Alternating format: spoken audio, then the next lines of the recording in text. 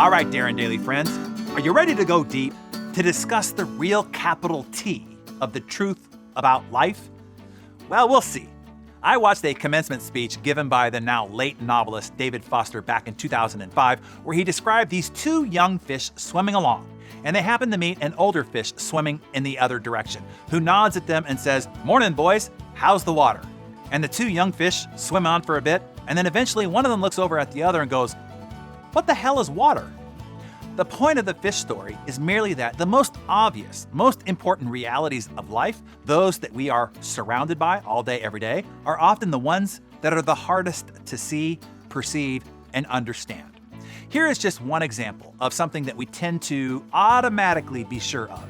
Everything in our immediate experience supports our deep belief that we, each of us individually, are the absolute center of the universe, that we are the realest, most vivid, and most important person in existence. I mean, think about it. The world, as you experience it, is there in front of you, or behind you, to the left of you, or to the right of you, on your TV, on your monitor, and so on. From your vantage point and perspective, you are indeed the center of the universe. There is no experience that you have had that you are not the absolute center of. We rarely think about this sort of natural, basic self-centeredness because it's so socially repulsive. But it is the reality for each of us. It is our default setting, hardwired into our motherboards at birth. Other people's thoughts and feelings have to be communicated to you somehow, but even those have to be filtered through your prism of your perceptions, perspectives, and beliefs. This is not a discussion about compassion or other directedness or the so-called virtues. No, this is not a matter of virtue. It is a matter of choosing to do the work of somehow altering or getting free of our natural hardwired default setting, which is to be deeply and literally self-centered and to see and interpret everything around you through the lens of self. In the day-to-day trenches of adult life, there is actually no such thing as atheism. There's no such thing as not worshiping. Everybody worships. The only choice we get is what to worship. Whether you worship some sort of God or spiritual type, be it JC or Allah or Yahweh or the Wiccan mother goddess or the Four Noble Truths or any set of divinely inspired holy set of ethical principles.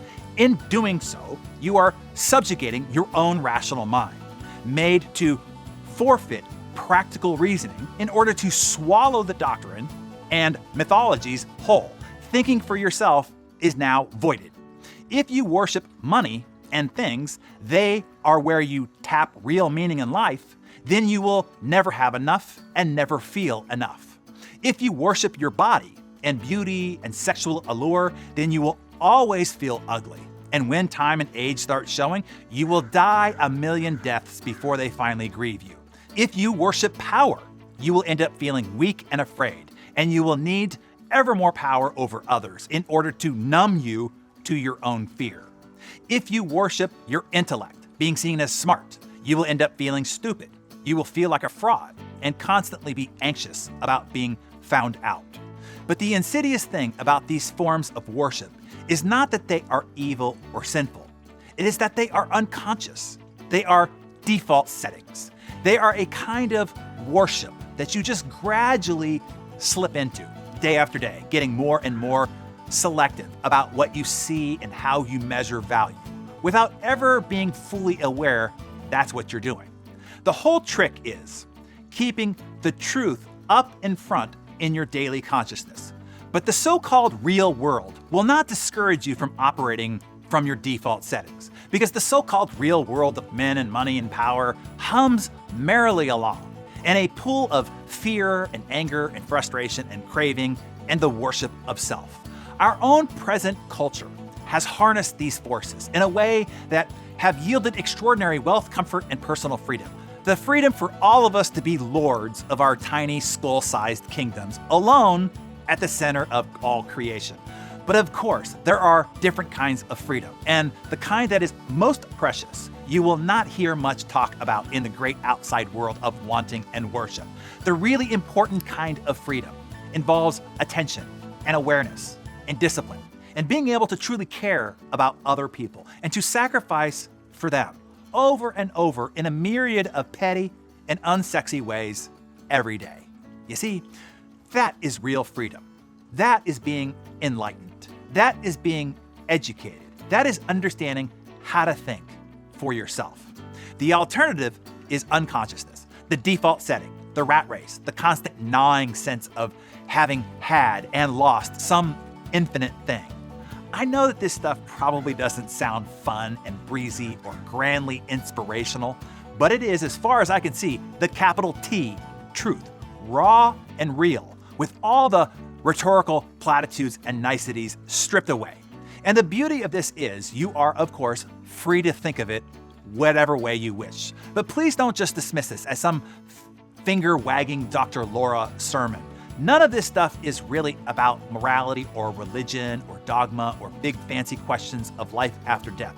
The capital T truth that we're talking about here is the truth about life before death. It's about the real value of education, which almost has nothing to do with knowledge and everything to do with simple awareness.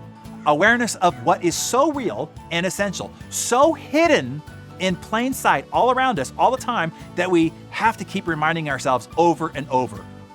This is water. This is water. Okay, Darren Daily friends, tell us what struck you about this message. Without directing the subject of your comment, I'd just love to hear what struck you in general with what you heard this morning. Jot down your thoughts in your Darren Daily Journal and share with us in the comments below. This is also one you should probably listen to several times over. I think certain things will hit you differently and deeper each time. And if it did strike you, I ask that you share this widely with others, and I thank you in advance.